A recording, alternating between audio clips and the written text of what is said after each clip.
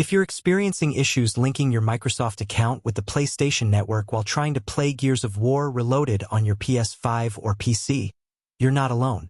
This is a common frustration many players are currently facing, especially with the rise of cross-platform features that require seamless account integration. In most cases, the problem occurs when the Microsoft account has already been linked to a different PlayStation account in the past or vice versa.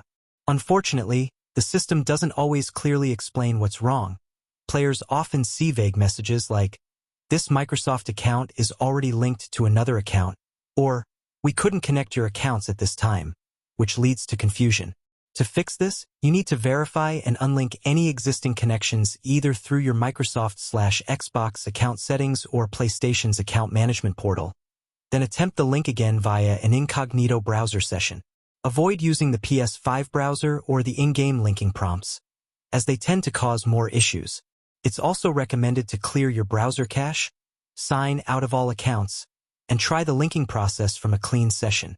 In cases where the account was linked long ago or to a forgotten profile, you may need to contact Microsoft or PlayStation support to request a manual disconnection. While it's frustrating, following these steps carefully can usually resolve the issue, allowing you to enable crossplay, access shared progress, and sync multiplayer data between platforms in Gears of War Reloaded.